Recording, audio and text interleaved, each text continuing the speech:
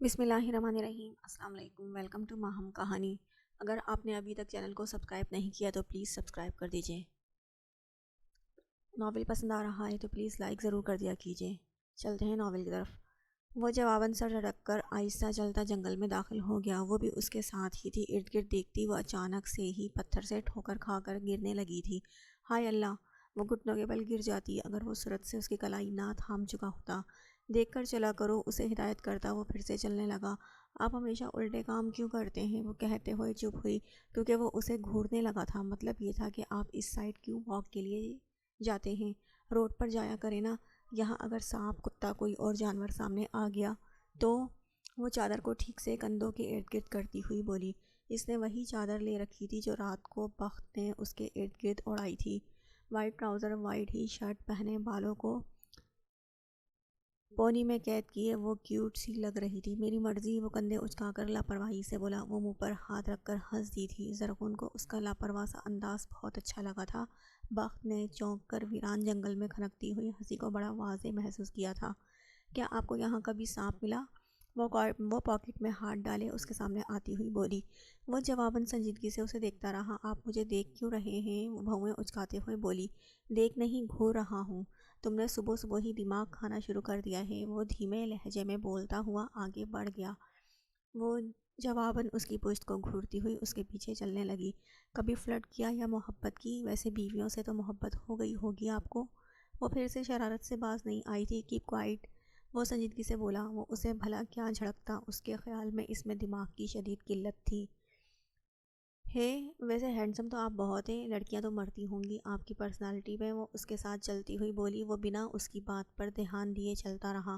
مجھے بتا دیں، یقین کریں کسی کو نہیں بتاؤں گی، اور جیلس تو میں ہوتی ہی نہیں۔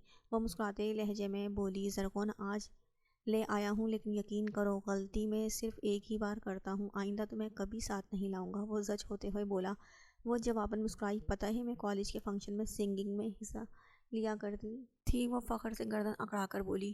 چپ ہونا تو اس نے سیکھا ہی نہیں تھا، اور فرسٹ آیا کرتی تھی۔ اپنی تعریف مت سٹارٹ کر دینا اب۔ وہ بے بسی سے بولا۔ نہیں، مجھے تو 5ویں ٹرافی نہیں ملتی تھی، فرسٹ تو دور کی بات تھی۔ وہ ناک چڑھا کر بولی۔ جواباً وہ حیرت سے اس لڑکی کو دیکھتا گھر جانے والے راستے کی طرف پلٹا۔ آئی ہوپ آپ نے میری کمپنی انجوائے کی ہوگی۔ وہ شرارت سے بولی۔ دماغ چاٹ لیا ہے تم نے؟ کمپنی کیا خاک انجوائے کرتا میں؟ وہ غصے سے بولا۔ وہ جواباً کمر پر ہاتھ رکھے اس کی پشت کو گھور کر رہ گئی۔ سر آپ سے ملنے حنان لاشاری آئے ہیں، فون میں اس کے سیکرٹری نے اسے بتایا تھا۔ وہ چونکا تھا۔ اوکے، اسے اندر بھیج دو۔ وہ ریسیور رکھتا پرسوچ نظروں سے دروازے کی جانب دیکھنے لگا، جہاں سے وہ وائٹ شرٹ بلیک جینز پہنے اندر آ رہا تھا۔ السلام علیکم بھائی، دروازے میں کھڑا بہت احترام سے بولا۔ وعلیکم السلام بیٹا، کم ان۔ وہ محبت سے اسے دیکھتا ہوا بولا۔ بھائی آپ سے بات کرنی تھی، بیٹھو۔ پہلے کیا لوگے، چائے یا کافی؟ وہ ریسیور تھامتا ہوا بولا۔ کافی۔ وہ سر جھکائے بولا۔ کیا بات ہے بیٹا، کیوں پریشان ہو؟ Everything is okay? وہ اس کے جھکے سر کو دیکھتا ہوا پریشانی سے بولا۔ بھائی آپ سے ایک بات شیئر کرنی تھی۔ وہ ہاتھوں کی انگلیاں آپس میں الجھائے سنجیدگی سے بولا۔ تم مجھ سے کچھ بھی شیئر کر سکتے ہو حنان، میں نے تمہیں اپنا بھائی نہیں بیٹا مانا ہے۔ تم کوئی بات ہو بلا جھجک بلا گھبرائے مجھ سے شیئر کر سکتے ہو۔ بھائی آپ میری بات پر یقین تو کریں گے نا؟ وہ اسے دیکھتا ہوا بولا۔ تم پر یقین نہیں ہوگا تو خود پر بھی نہیں ہوگا۔ بخت ہلکی مسکان سے بولا کہ یہ لڑکا اسے بہت عزیز تھا۔ حنان گہری سانس لیتا ہوا مسکرایا۔ یہ ان دنوں کی بات ہے جب آپی کا پری میڈیکل میں چوتھا سال تھا۔ وہ ایک ایکسپیریمنٹ کے لیے اسپتال گئے تھے، تب میری آپی کی ملاقات عالیان سے ہوئی۔ وہ بھی ڈاکٹری کے چوتھے سال میں تھا۔ میری آپی کافی شرارتی تھی، ان کی شرارتوں سے ہمارا محلہ بہت تنگ تھا۔ وہ ایک زندہ دل لڑکی تھی، خود میں مگن رہنے والی، دوستوں کی دوست، دشمنوں کی دشمن، اپنوں پر جان دینے والی۔ جب وہ اسٹڈی کے لیے جاتی تو محلے میں سکون چھا جاتا، اور جب واپس آتی تو سب کو پتہ چل جاتا زرغون اعظم آ چکی ہے، ان کے دماغ کی دئیں کرنے۔ وہ بہت محبت سے اپنی بہن کا ذکر کر رہا تھا۔ چہرے پر ہلکی سی مسکان چھا گئی تھی۔ بخت دونوں ہاتھ کی انگلیاں مٹھیاں بنائے ہونٹوں پر رکھے ہوئے تھا، چہرے پر سنجیدگی سی چھا گئی تھی۔ ایک بات پوچھوں تم سے؟ زرگل اس کے پاس آئی ہوئی تھی جبکہ زرغون اپنے کپڑے ہینگ کر رہی تھی۔ پوچھیں؟ آپ کو اجازت کی کب سے ضرورت پڑنے لگ گئی ہے؟ زرگل نے مسکرا کر کہا۔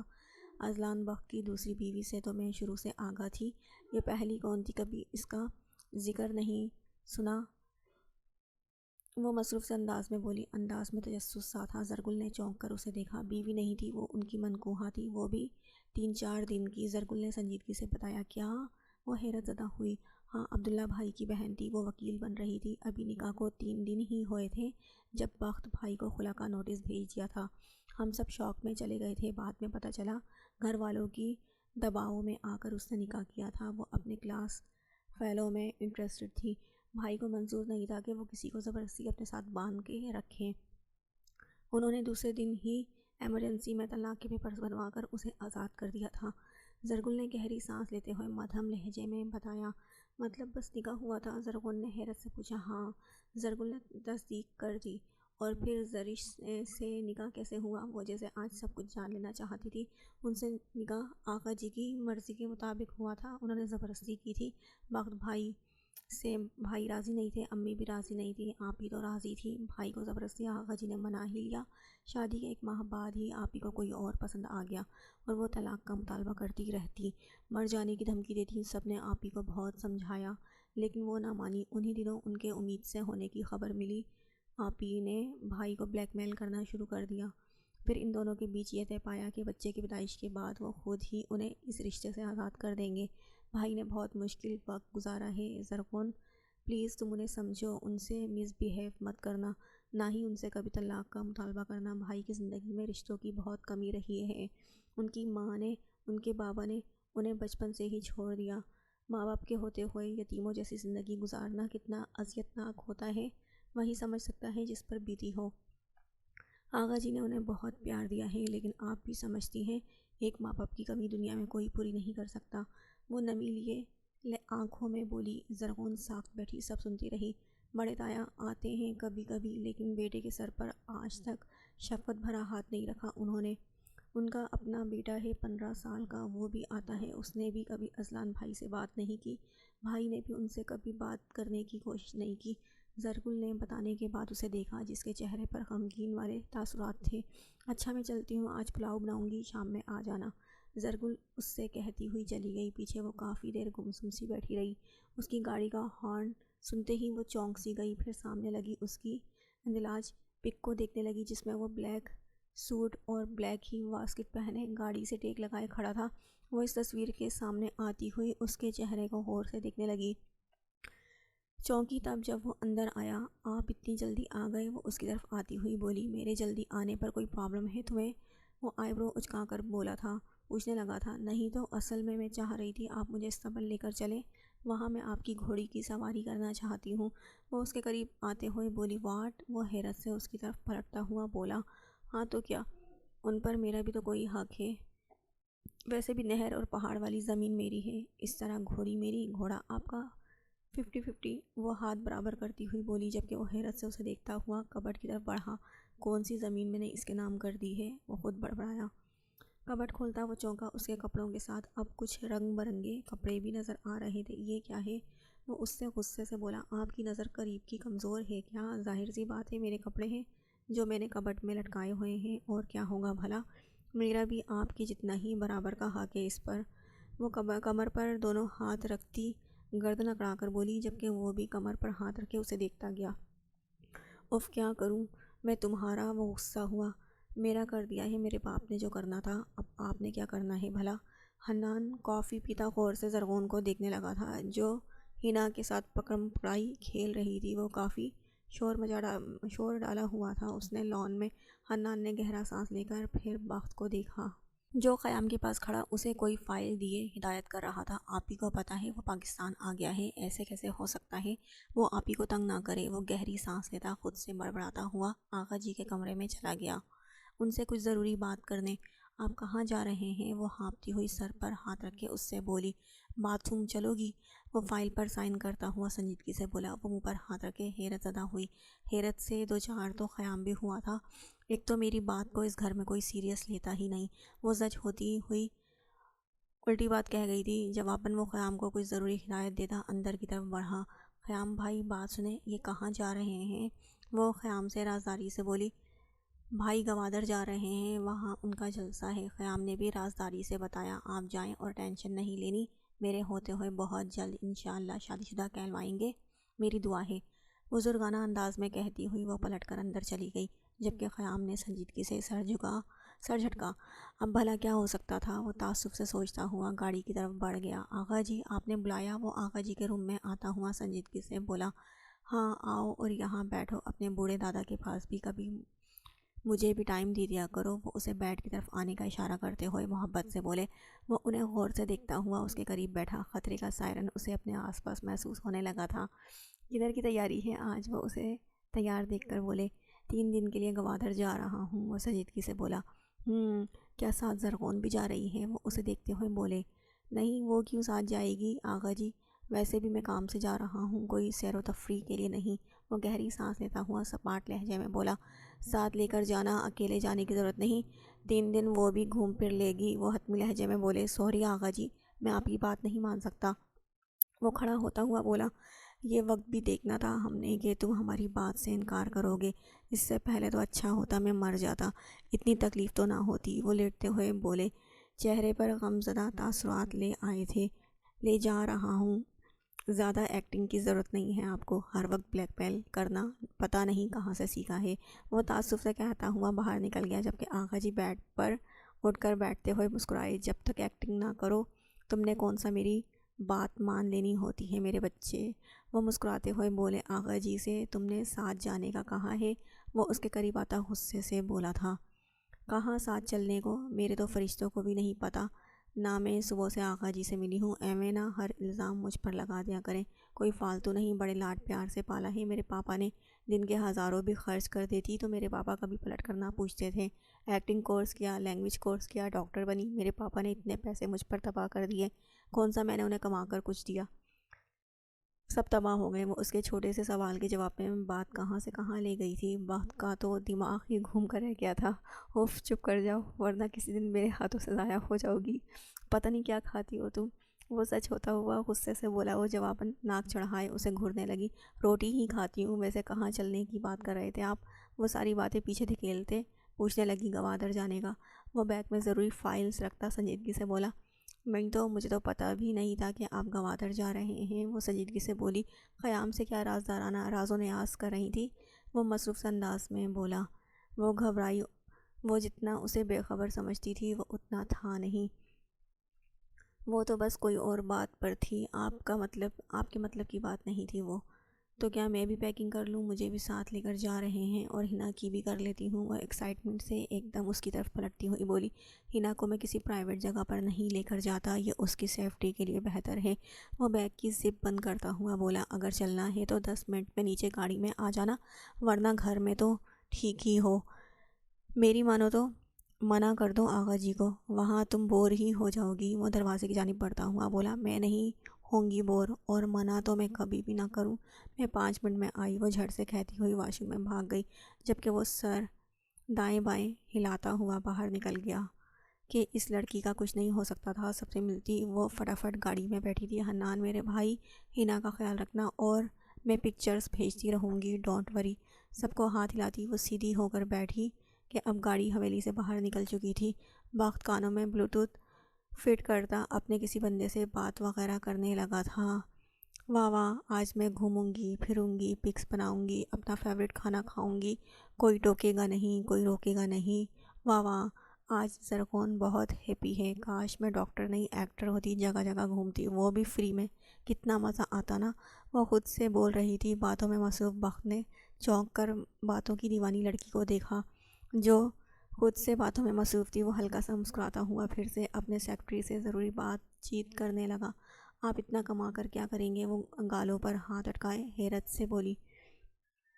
وہ جواباً آنکھیں سکیڑے اسے دیکھتا فائنل بات کر کے فون بند کر گیا۔ آپ نے بتایا نہیں، آپ اتنا کما کر کیا کریں گے؟ وہ پھر سے آئی برو اچکا کر بولی۔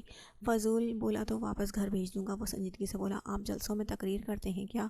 وہ کچھ دیر بعد پھر سے بولی۔ اور وہاں کیا تالیاں مارنے جاتا ہوں؟ ظاہر سی بات ہے تقریر ہی کی جاتی ہے وہاں، وہ سر جھٹکتا ہوا بولا۔ آپ نے تو میری ہر بات کا الٹا ہی جواب دینا ہوتا ہے، وہ غصے سے بولی۔ کھانا کھاؤ گی؟ کچھ دیر بعد وہ بولا۔ زرغون باہر کے مناظر دیکھنے میں مگن تھی۔ مجھے نہیں کھانا، پر اسے تنگ کر کہتی ہوئی پھر سے باہر دیکھنے لگی۔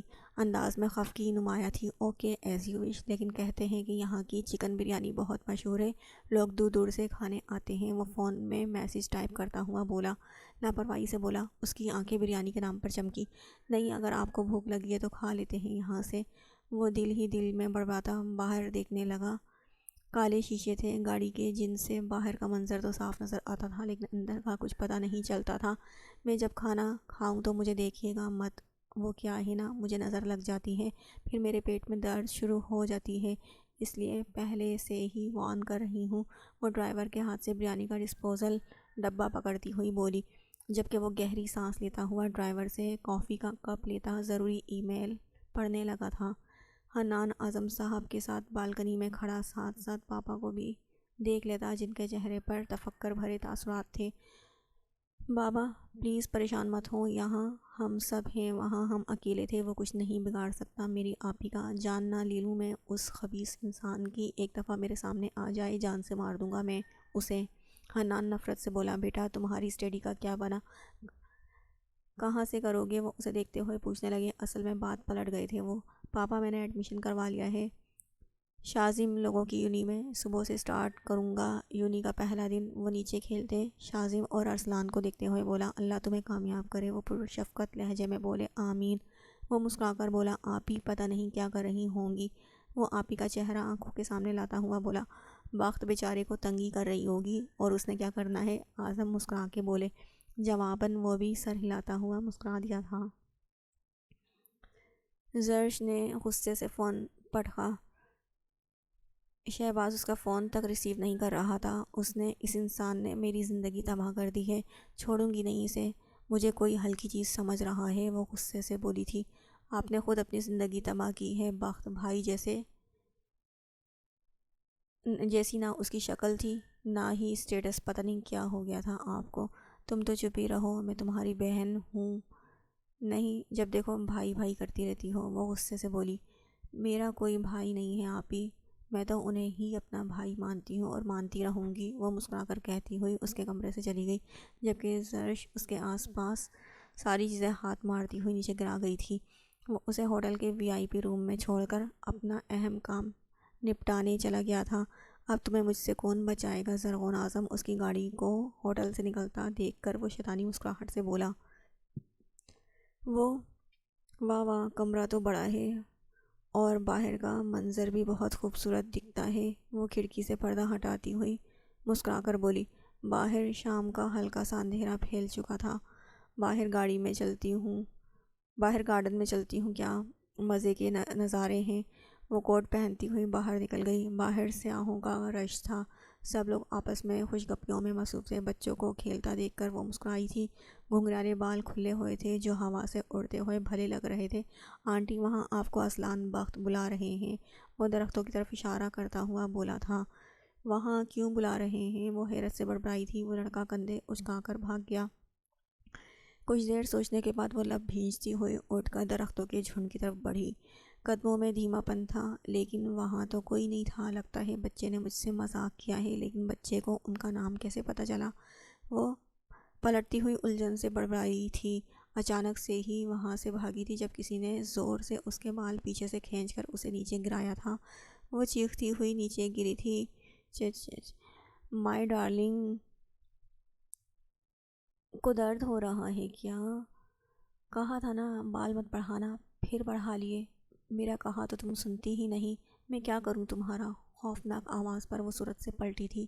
سامنے ہی وہ کھڑا تھا، ایک بڑی سی شال سے آدھا منہ چھپائے ہوئے تھا۔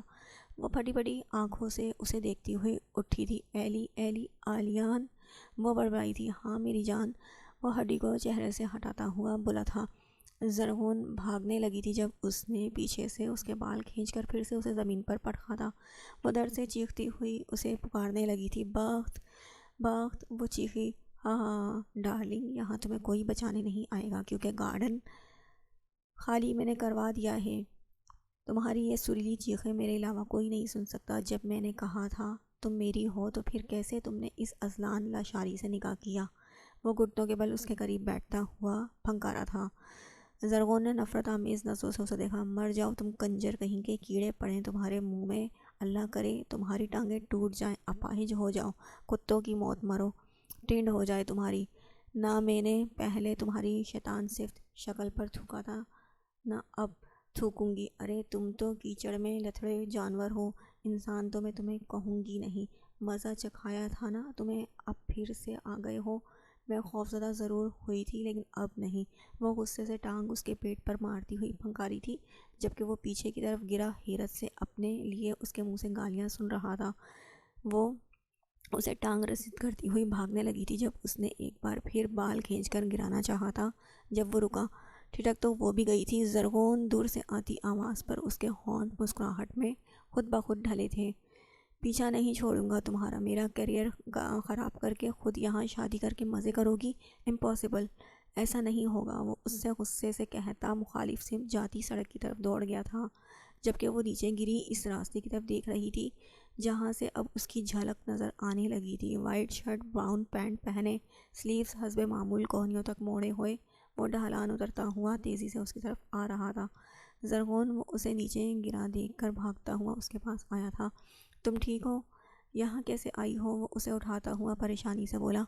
وہ اسے کوہنیوں سے تھامتے ہوئے اوپر اٹھی۔ یہاں کیسے آ گئی تم؟ وہ سنجیدگی سے بولا جب وہ آنکھوں میں ہلکی نمی لیے اس کے سینے سے لگی تھی۔ وہ پریشان ہوا تھا۔ زرغون اس کے سینے پر سرکھے چھپ رہی تھی۔ زرغون، میں نے کہا تھا نا تم کمرے سے مت نکلنا، پھر کیوں باہر آئی تھی اور مجھے انفارم بھی نہیں کیا؟ وہ پریشانی سے اس کے سر پر ہاتھ پھیرتا ہوا بولا۔ میں یہاں گھومنے نکلی تھی اور یہاں آ گئی۔ یہاں ایک لڑکا مجھے تنگ کرنے لگا تھا، وہ اس طرف گیا ہے۔ وہ سڑک کی طرف جاتے راستے کی طرف اشارہ کرتی ہوئی بھرائے ہوئے لہجے میں بولی۔ وہ لب بھینچتا سرخ چہرے سے اس راستے کی طرف بھاگا تھا۔ وہ وہیں کھڑی اسے بھاگتا ہوا دیکھتی رہی، جو سڑک پر کھڑا دونوں ہاتھ کمر پر رکھے غصے سے ارد گرد دیکھ رہا تھا۔ کون ہے جس نے بخت کی بیوی پر آنکھ اٹھانے کی کوشش کی ہے؟ سامنے آؤ بلڈی مین، وہ غصے سے پھنکارا تھا جبکہ وہ دھیمے قدموں سے اس کی طرف بڑھنے لگی تھی۔ آپ کو کیسے پتہ چلا میں یہاں ہوں؟ وہ اس کے قریب آتی ہوئی حیرت سے بولی۔ گارڈ نے بتایا ہے مجھے، کچھ دیر پہلے تم اسے اس راستے کی طرف جاتی ہوئی دکھائی دی تھی، وہ غصے سے بولا تھا۔ میں ویسے ہی نکل گئی تھی، آپ بھی تو مجھے اکیلا چھوڑ گئے تھے، میں راستہ بھٹک گئی تھی، وہ سر جھکائے دھیمے لہجے میں بولی۔ اس کی شکل دیکھی تھی جس نے تمہیں پریشان کرنے کی کوشش کی تھی؟ وہ اس کی کلائی تھام کر ہوٹل کی طرف جاتا ہوا سنجیدگی سے بولا تھا۔ ہاں دیکھی ہے، اس کی شکل پر پھٹکاریں برس رہی تھی۔ حیوان دکھتا ہے، بھینگا ہے، ہونٹ یوں کانوں کو جاتے ہیں، چھوٹی چھوٹی آنکھیں تھیں جن میں شیطانیت ہی شیطانیت ہے، آواز ایسے ہے جیسے گدھے کی ہو۔ وہ بہت نفرت سے بولے جا رہی تھی، بلکہ غصہ نکال رہی تھی۔ بخت رک کر حیرت سے اسے دیکھنے لگا تھا جو سٹارٹ ہو چکی تھی۔ اللہ کرے جاتے ہی مر جائے، وہ اسے بددعائیں دینے پر اتر چکی تھی۔ مس مرضی، وہ اس کی کلائی ہلاتا حیرت سے بولا جب وہ ایک دم سے چپ ہوئی تھی، اسے دیکھنے لگی تھی۔ زرغون، تم ہوش میں تو ہو؟ وہ سنجیدگی سے بولا۔ وہ جواباً اس کے چہرے کو دیکھتی نفی میں سر ہلا گئی، آنکھیں نمکین پانیوں سے بھر گئی۔ کون تھا وہ اس کے چہرے کو غور سے دیکھتا سرد لہجے میں بولا۔ وہ چپ رہی، نظریں اس کے چہرے پر ہی تھیں۔ شوں شوں کرتی وہ ہاتھ سے ہی ناک صاف کرنے لگی تھی۔ صفائی پسند بخت نے ناک سکیڑ کر اس کی اس حرکت کو دیکھا۔ وہ ناک صاف کرنے والے ہاتھ سے ہی اس کا ہاتھ تھام چکی تھی۔ وہ چلتی ہوئی ہوٹل کے اندر آ گئے۔ اوف، یہ دن بھی دیکھنا تھا مجھے، وہ خود سے بڑبڑایا تھا۔ تم اندر چلو، بخت نے حیرت سے اپنا ہاتھ کو اس ہاتھ میں قید دیکھا۔ میں ذرا یہاں کی سیکورٹی سے دو ہاتھ کر لوں۔ وہ اسے اندر بھیجتا خود مینیجر کے روم کی طرف تیز قدموں سے بڑھا۔ وہ بھاگتی ہوئی لفٹ میں داخل ہوئی تھی۔ کمرے میں آتی وہ مرر کے سامنے آ کھڑی ہوئی۔ اگر بخت نہ آتے تو وہ خوفزدہ ہوتی خود سے بڑبڑائی تھی۔ وہ ایسے ہی بنا لانگ شوز اتارے بیڈ پر گر گئی تھی۔ وہ آدھے گھنٹے بعد روم میں آیا تھا۔ وہ اندر آتا ٹھٹکا۔ وہ آڑی ترچھی بیڈ پر لیٹی سو رہی تھی، دونوں ہاتھ سر کے نیچے تھے۔ وہ آہستگی سے چلتا ہوا اس کے قریب آیا۔ وہ اسے پکارنے لگا تھا لیکن وہ شاید گہری نیند میں جا چکی تھی۔ مدھم مدھم سی سانسیں اس کے گہری نیند میں جانے کا پتہ دیتی تھیں۔ وہ ماتھا مسلتا اس کے قریب جھکا۔ یہ کام وہ زندگی میں پہلی بار کر رہا تھا، کسی کے جوتوں کو ہاتھ لگانا۔ وہ تو خوابوں خیالوں میں بھی یہ نہیں سوچ سکتا تھا کہ ایک دن اسے اپنی بیوی کے جوتے اتارنے ہوں گے۔ اس کے لانگ شوز کو آہستہ سے چھوتا، وہ اس کے شوز کی زپ کھولنے لگا تھا۔ شوز اتار کر اس نے اسے سیدھا لٹایا۔ گھنگریالے بال چہرے پر بکھر چکے تھے، وہ کمبل اس کے گرد اچھے سے اڑاتا سامنے پڑی چیئر پر بیٹھا نظریں اس کے وجود پر تھی، آنکھوں میں سرد پن تھا۔ تمہاری تو ٹن کروا کر سارے پنڈ سے چترول کرواؤں گی، سمجھ کیا رکھا ہے مجھے؟ تمہاری نسل کو میں برباد کر دوں گی، لاتوں سے تمہارا استقبال کروں گی، ذرا سامنے تو آؤ میرے۔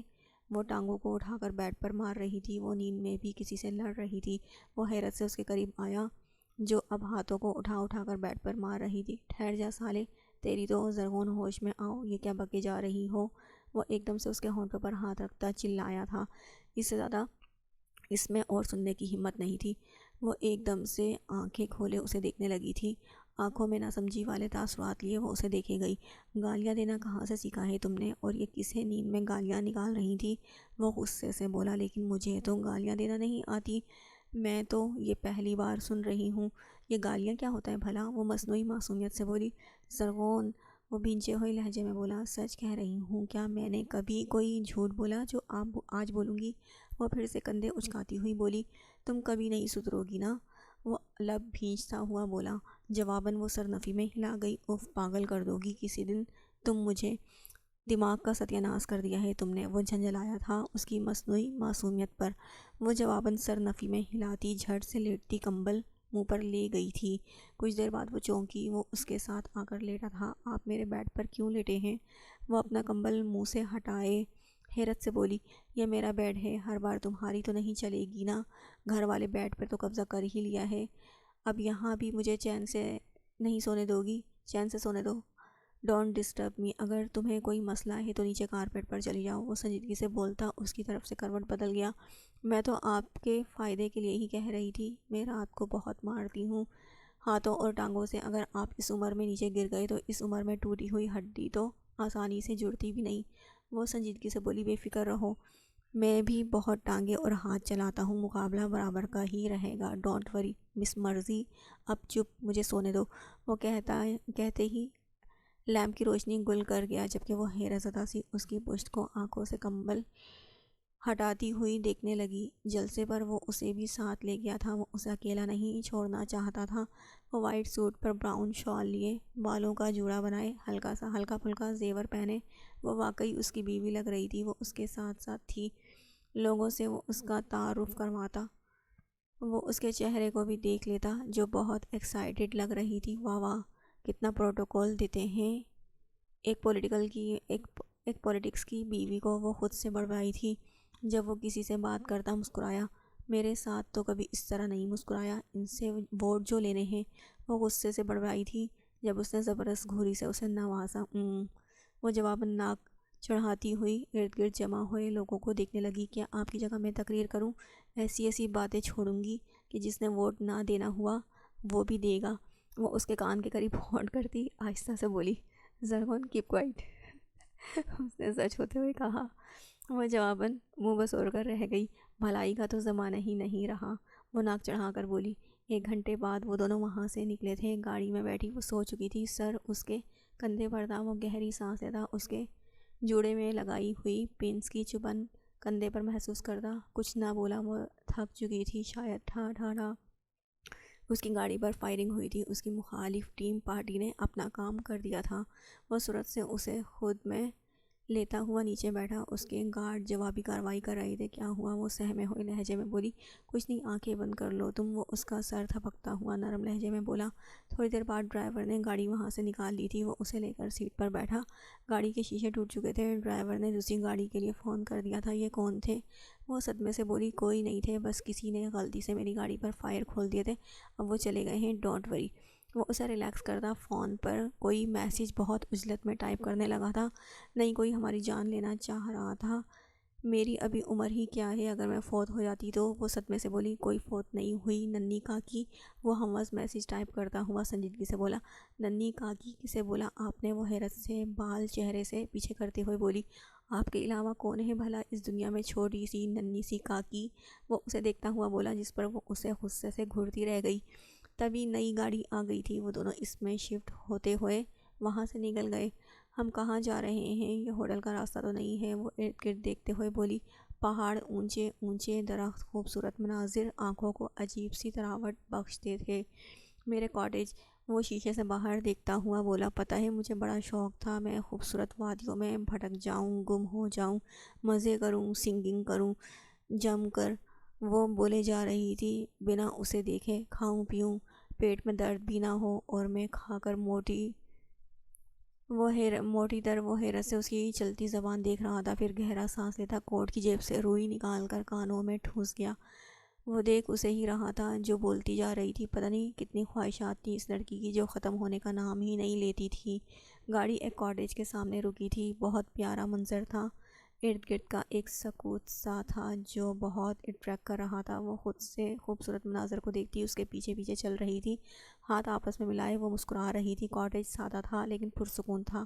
آج حویلی میں خاقان صاحب کی فیملی آئی ہوئی تھی۔ رائنا بیگم ناک چڑھائے لاؤنج میں گھومتی حنا کو دیکھ رہی تھی، جبکہ خاقان صاحب اپنے والدین کے کمرے میں تھے۔ ان کا بیٹا فرحان شازم لوگوں کے ساتھ باہر گارڈن میں بیٹھا ہوا تھا۔ زرگل کی شادی کو 7 دن رہ گئے تھے، وہ مرجھا کر رہ گئی تھی، جبکہ خیام نے تو گھر آنا ہی کم کر دیا تھا۔ حنان لاؤنج میں حنا کے ساتھ کھیل رہا تھا۔ بخت اور زرغون جب سے گئے تھے وہ اسی کے ساتھ تھا، بلکہ حنا رات کو اسی کے ساتھ سوتی تھی۔ زرگل نے بہت کہا پر وہ حنان سے اٹیچ ہو گئی تھی، وہ اسی کے ساتھ تھی۔ وہ اس کی وجہ سے آج کالج بھی نہیں گیا تھا۔ حنان شام کو حنا کو باہر لے آیا تھا، وہ حنا کو زمینوں کی سیر کرواتا ٹھٹکا تھا۔ سامنے ہی وہ اپنی مخصوص جگہ پر بیٹھی ہوئی تھی، ہوا سے آنچل اڑتا ہوا سر سے اتر چکا تھا۔ ہاتھ میں اس کے آئس کریم تھی جو پگھلنے لگی تھی، لیکن اس کا دھیان سامنے اونچے لمبے درختوں پر تھا۔ ان پر بیٹھے پرندوں کو وہ بہت اشتیاق سے دیکھ رہی تھی۔ ان کی مختلف بولیوں نے اچھا خاصا شور ڈالا ہوا تھا۔ فاطمہ، آپ اس وقت یہاں کیا کر رہی ہیں؟ وہ اس کے قریب آتا سنجیدگی سے بولا۔ وہ اس کے ایک دم سے پکارنے پر ڈر گئی تھی۔ آئس کریم چھوٹ کر زمین بوس ہو چکی تھی۔ وہ کھڑی ہوتی انہیں دیکھنے لگی، ویران آنکھوں میں ایک روشنی سی کوندی تھی۔ یہ حنا ہے؟ وہ محبت سے بولی۔ ہاں، یہ بخت بھائی کی بیٹی حنا ہے۔ حنا نے مسکرا کر فاطمہ کو ہاتھ ہلایا۔ وہ ایک دم سے نیچے بیٹھتی اسے سینے سے لگا گئی، آنکھیں پانیوں سے بھر گئی تھی۔ وہ کبھی اس کا سر چومتی تو کبھی اس کا منہ۔ حنا کے ساتھ ساتھ حنان بھی بھوکلا کر رہ گیا تھا۔ آپ کون ہیں؟ حنا نے حیرت سے پوچھا۔ میں فاطمہ، آپ کی پھپھو۔ وہ اس کا ناک چومتی محبت سے بولی۔ حنان حیرت سے سنتا 1-2 قدم پیچھے ہوا تھا۔ زرغون، کبھی کسی نے تم پر ہاتھ اٹھایا؟ وہ بستر میں بیٹھی تھی، زرغون بولا تھا بخت بولا تھا، جو مونگ پھلی کھاتی ہوئی ٹی وی دیکھ رہی تھی۔ زرغون نے ٹھٹک کر اسے دیکھا جو کتاب پڑھتا اس کے چہرے پر ہی نظریں جمائے ہوئے تھا۔ ماضی کا دردناک واقعہ اس کی آنکھوں کے سامنے اچانک سے چلنے لگا تھا۔ وہ چیئر پر بندھی ہوئی تھی، ہاتھ منہ بھی بندھے ہوئے تھے۔ تمہاری یہ ہمت، تم ایلی کو انکار کرو، اس کی انسلٹ کرو۔ وہ اس کے منہ پر پے در پے تھپڑ برساتا چلا جا رہا تھا، جبکہ وہ گھٹی گھٹی سسکیاں لیتی رو رہی تھی۔ کہا تھا، چہرہ بھی سرخ ہو چکا تھا۔ کہا تھا نا؟ ہاں کہا تھا نا، بال کٹا دو، مجھے تمہارے یہ بال نہیں پسند۔ وہ کینچی کو ہاتھ میں پکڑتا ہوا پھنکارا تھا، جبکہ وہ نفی میں سر ہلاتی اس سے خاموش التجا کر رہی تھی۔ چہرے پر دردناک تاثرات تھے، لیکن وہ مسکرا کر اسے دیکھ رہا تھا۔ مائی سویٹ، مجھے تو صرف تم اچھی لگتی ہو، تمہارے لچھے جیسے بال نہیں۔ وہ اس کے بالوں کو سنوارتا ہوا شفقت سے بولا۔ وہ کرسی پر باندھے ہاتھوں کو ہلا ہلا کر انہیں آزاد کروانا چاہ رہی تھی جب ایک اور کرارا سا تھپڑ اس کے منہ پر مارا گیا تھا۔ چپ، ورنہ یہ کینچی تمہارے چہرے پر مار دوں گا، وہ چلایا تھا۔ اس کے لمبے گھنگرالے بال جو کمر سے نیچے تک تھے وہ تیزی سے بے ڈھنگے پن سے کاٹے جا رہا تھا۔ وہ دردناک سسکیوں سے روتی ہوئی ہاتھ پاؤں ہلا رہی تھی۔ زرغون، وہ اس کے پاس آ چکا تھا۔ وہ سر اٹھائے اسے اجنبی نظروں سے دیکھنے لگی تھی۔ زرغون، ٹیل می، کیا ہوا ہے؟ وہ اس کے سر پر ہاتھ رکھتا ہوا بولا تھا۔ وہ مارتا تھا، وہ کہیں گم سم سی بولی تھی۔ کون؟ وہ اس کے پاس بیٹھتا ہوا اس کے ہاتھ تھامتا ہوا بولا تھا، جبکہ وہ ایک دم سے اس کے چھونے پر ہوش میں آئی تھی۔ وہ سر جھٹکتی ہوئی مسکرائی۔ یہ آپ کیوں پوچھ رہے ہیں؟ بھلا کسی میں اتنی ہمت ہے جو زرغون اعظم پر ہاتھ اٹھائے؟ وہ ایک دم سے جوش سے بولی تھی، جبکہ وہ بہت غور سے اس کا چہرہ دیکھنے لگا تھا۔ کبھی پاگل خانہ دیکھا ہے زرغون؟ وہ پھر سے بولا تھا۔ اس بار وہ ساکھ دھوئی تھی۔ پاگل خانہ؟ کیا میں کوئی پاگل ہوں؟ وہ حیرت سے نکلتی ہوئی غصے سے بولی، پیکنگ کر لو، آج رات نکلیں گے تو صبح تک پہنچ جائیں گے۔ وہ گہری سانس لیتا بیڈ سے کھڑا ہوتا ہوا سنجیدگی سے بولا، ایسے کیسے سامان پیک کر لوں؟ میں خالی ہاتھ نہیں جاؤں گی۔ نو نیور، میرے کزنس ہیں، ان کے لیے کچھ نہ کچھ لے کر نہ گئی تو کوئی کتنی ایمبریسمنٹ ہوگی۔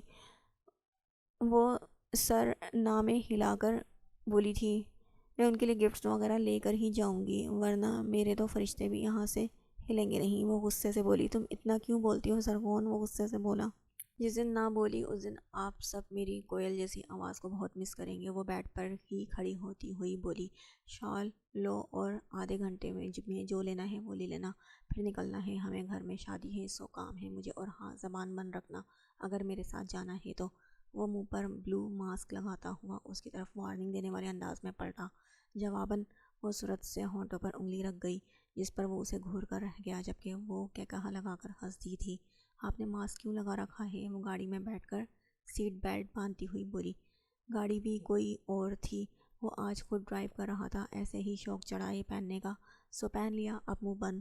وہ گاڑی کو مین سڑک پر لاتا سرد لہجے میں بولا، مجھے بچہ نہ سمجھے، لوگوں سے پہچان چھپائی ہے اس لیے ماسک لگایا ہے نا، دیکھا زرغون کی سورس؟ وہ اسے دیکھتے ہوئے فخر سے بولی، پھر اسٹارٹ ہو گئی تمہاری زبان؟ وہ غصے سے بولا۔ جواباً وہ منہ بسوڑتی ہوئی باہر دیکھنے لگی، مجھے لگتا ہے آپ نے عشق کیا تھا، لیکن بدقسمتی سے وہ آپ کو ملی نہیں، اسی لیے آپ اتنے سنجیدہ ہو گئے ہیں، ویسے اس عمر میں خوش رہنا چاہیے، ہیلتھ اچھی رہتی ہے۔ وہ مصنوعی سنجیدگی سے بولی، زرغون اگر اب تم چپ نہ ہوئی تو گاڑی سے باہر پھینک دوں گا۔ وہ سامنے دیکھتا اسے جھڑک گیا تھا، پھینک کر تو دکھائیں۔ وہ سینے پر ہاتھ باندھتی خفگی سے بڑبڑائی تھی۔ گاڑی ایک بہت بڑے شاپنگ مال کے باہر پارکنگ میں رکی تھی۔ وہ شاپنگ مال میں گھستے ہی اس سے راضی ہو چکی تھی، کیا لوں سب کے لیے جو ان کے پاس پہلے نہ ہو اور انہیں پسند بھی آئے۔ وہ ہونٹوں پر شہادت کی انگلی بجاتے ہوئے بولی، جو لینا ہے جلدی کرو، ٹائم کم ہے تمہارے پاس۔ وہ پینٹ کی جیب میں ہاتھ ڈالے اسے تنگ کر بولا، لے رہی ہوں، اب کیا بچی کی جان لیں گے؟ وہ خفگی سے کہتی ہوئی جیولری شاپ میں گھس گئی۔ ہائے، دل کر رہا ہے ساری دکان ہی خرید لوں۔ وہ پوری شاپ کو دیکھتی ہوئی شاپ کیپر سے رازداری سے بولی، ویسے بھائی صاحب یہ پوری دکان کی کیا مالیت ہے؟ جی؟ وہ لڑکا حیرت سے اسے دیکھنے لگا، کیا جی؟ تمہیں لگ رہا ہوگا کہ میں شاپ نہیں خرید سکتی، ارے میں چاہوں تو پورا مال خرید سکتی ہوں، پہاڑ اور نہر والی زمین میرے نام ہے، اور میرا شوہر جو اتنا ریچ ہے اس کا پیسہ آخر کس کام کا؟ میرا ہی ہے۔ زرغون وہ اندر آتا اپنی بیوی کی چلتی زبان سے زچ ہوتا، اس کا بازو تھام کر اپنی طرف غصے سے موڑ چکا تھا۔ وہ آنکھوں میں غصہ لیے اسے گھورنے لگا، میں نے کچھ نہیں کیا، بس یہ کہہ رہا تھا آپ یہ شاپ نہیں خرید سکتی تو میں۔ وہ چپ ہوئی، اس کی آنکھوں میں دیکھتی ہوئی، یہاں اپنا حدود اربع بتانے آئی تھی کیا؟ اس نے کچھ پوچھا تم سے؟ آرام سے جو خریدنا ہے وہ خریدو ورنہ گھر چلو، وہ سنجیدگی سے بولا۔ جواباً وہ بازو چھڑاتی ہوئی جیولری دیکھنے لگی، ہما مالا اور زرگل، ان کے لیے وہ سلور کے جیولری لے چکی تھی، اسے جیولری بہت پسند آئی تھی یہاں کی، اسے یہی لگا تھا، اس لیے اسے اپنے لیے چھوٹی چھوٹی چوڑیاں دیکھ کر وہ مسکرائی، رنگ برنگی چوڑیاں تھیں پلاسٹک کی۔ وہ چوڑیاں دیکھ کر ہنا کو یاد کرتی پھر سے مسکرائی۔ وہ ہنا کے لیے بھی چوڑیاں لیتی، اپنے لیے بھی شاپ سے خریدتی، بلکہ اسی وقت پہن بھی چکی تھی، بڑے بڑے گولڈن کلر کے جھمکے بھی ڈال چکی تھی۔ وہ سر ہلاتی مسکرائی، اس سے اس کے جھمکوں میں لگے گھنگرو بجنے لگے تھے۔ وہ دور بیٹھے بخت کے پاس آئی جو موبائل پر کچھ ٹائپ کر رہا تھا، چہرے پر سنجیدگی سی تھی۔ سنیں، بل دے دیں؟ وہ اس کے قریب آتی خالصتاً بیویوں والے لہجے میں بولی، جس پر وہ چونک سا گیا تھا، پھر اسے دیکھ کر ٹھٹکا، جس کے گول چہرے پر جھمکے بہت سوٹ کر رہے تھے۔ اس کے دیکھنے پر زرغون نے آہستہ سے سر ہلایا تھا، جس پر وہ جھمکے خوبصورتی سے بج اٹھے تھے۔ میں کیسی لگ رہی ہوں؟ وہ آئی برو جھکا کر پوچھ رہی تھی، جس پر وہ اسے غور سے دیکھتا شاپ میں چلا گیا تھا۔ بل بھی تو پے کرنا تھا، جلتے ہیں میری خوبصورتی سے، وہ نخوت سے بولی۔ ڈمی پر بہت پیاری ٹی شرٹ نے اس کی توجہ اپنی جانب کھینچ لی تھی۔ وہ اس ٹی شرٹ کو ہاتھ میں لیتی مسکرائی، یہ شرٹ میرے ہنی کو کتنی سوٹ کرے گی، بلکہ یہ تو ہنی ہی یہ تو بنی ہی ہنی کے لیے ہے۔ وہ محبت سے چاکلیٹ کلر کی شرٹ دیکھتی ہوئی بولی، سنا اس شرٹ کا بھی بل دے دینا۔ وہ سنجیدگی سے بولی تھی جبکہ چہرے پر شرارت رقصہ تھی۔ اس کے چہرے پر زچ والے تاثرات دیکھ کر لوگوں کو پریشان کرنا اس کا پسندیدہ مشغلہ تھا۔ گاڑی میں بیٹھتی وہ سارا سامان پچھلی والی سیٹوں پر رکھتی آگے آ کر بیٹھی، ہاتھ میں زنگر برگر تھا۔ اس نے آج اسے خوب زچ کر کے رکھ دیا تھا۔ حنان نے حیرت سے اس کی پشت دیکھی تھی۔ حنا کی آنکھوں میں الجھن تھی۔ لیکن میری پھپھیاں تو گھر پر ہیں۔ حنا نے سمجھداری سے کہا، ہاں وہ بھی ہے، لیکن میں تو آپ کی پکی والی پھپھو ہوں میری جان، آپ کو پتہ ہے میں آپ کو دیکھنے کے لیے کتنا تڑپی ہوں۔ وہ اس کے گالوں کو چھوتی مسکرا کر بولی، فاطمہ یہ آپ کیا کہہ رہی ہیں؟ حنان نے سنجیدگی سے پوچھا، جس پر فاطمہ ساکت ہوئی تھی۔ وہ تو حنان کے وجود کو بھول ہی چکی تھی۔ حنا کو دیکھ کر وہ کھڑی ہوتی ہوئی اس کی طرف پلٹی، جو آنکھوں میں الجھن لیے اسے ہی دیکھ رہا تھا۔ پھپھو مطلب کیا تھا آپ کا؟ وہ سنجیدگی سے اس کے قریب آتا ہوا بولا، عبداللہ بھائی کی بہن ہوں تو بخت بھی تو میرے بھائی ہی ہوئے نا، اس ناطے سے حنا کی پھپھو لگی۔ وہ سنبھلتے ہوئے جلدی سے صفائی دے گئی، آپ عبداللہ چاچو کی بہن ہیں، لیکن میں تو ان کے گھر ایک دو بار گئی تھی، مجھے تو آپ وہاں کہیں نہیں دکھی تھی۔ حنا نے کمر پر ہاتھ رکھتے ہوئے پوچھا۔ کمر پر ہاتھ رکھنا اس نے زرغون سے سیکھا تھا۔ حنان سنجیدہ صورتحال میں بھی مسکرا دیا، بچے میں ہاسٹل میں ہوتی تھی، حال میں ہی اسٹڈی کمپلیٹ کر کے آئی ہوں، وہ مسکراتے ہوئے بولی تھی، جس پر حنا نے مسکرا کر فاطمہ کا ہاتھ تھاما تھا۔ حنان بہت غور سے فاطمہ کے چہرے کے نقوش کو دیکھ رہا تھا۔ اس کا چہرہ کسی سے تو ملتا تھا، لیکن کس سے وہ سمجھ نہیں پا رہا تھا۔ آپ اپنے بابا کے ساتھ ہمارے گھر آنا، میں آپ کو بہت ساری چاکلیٹس اور گڑیا دوں گی۔ وہ پھر سے نیچے اس کے قریب بیٹھ گئی تھی۔ حنا نے مسکرا کر سر ہاں میں ہلایا، نیچے والا ہونٹ دانتوں میں دبائے وہ بہت غور سے اسے دیکھے گیا۔ فاطمہ ان کی نظروں سے اوجھل ہوتی ہوئی چلی گئی تھی۔ حنان حنا کو گود میں لیے دوسری سمت مڑ گیا۔ وہ چلتا ہوا ایک دم سے پیچھے پلٹا تھا جب وہ ساکت ہوا۔ فاطمہ دور کھڑی انہیں ہی دیکھ رہی تھی۔ حنان کے ایک دم سے دیکھنے پر وہ الٹے قدموں سے پلٹتی ہوئی دوڑ گئی تھی۔ یہ لڑکی ایک راز ہے، اس چھوٹی سی لڑکی کے چہرے پر کچھ تو ایسا ہے جو مجھے اسے دیکھنے پر مجبور کر رہا ہے۔ وہ وہیں کھڑا سوچتا ہوا حنا کو دیکھنے لگا، جو اس کے کندھے پر سر رکھ کے سو گئی تھی۔ گاڑی فراٹے بھرتی ہوئی سنسان سڑک پر دوڑ رہی تھی۔ وہ ہاتھ گال پر رکھے بخت کو دیکھ رہی تھی، ناک چڑھا رکھا تھا۔ کیا مسئلہ ہے؟ تمہیں مجھے کیوں دیکھ رہی ہو؟ کوئی اور کام نہیں ہے کیا؟ وہ اس کی نظروں سے زچ ہوتا ہوا جھنجھلا کر بولا۔ وہ مسکرائی، چلتی گاڑی میں کون سا کام کروں گی، ایسے ہی آپ کو دیکھ کر ٹائم پاس کروں گی نا، فون کی بھی بیٹری ڈیڈ ہے۔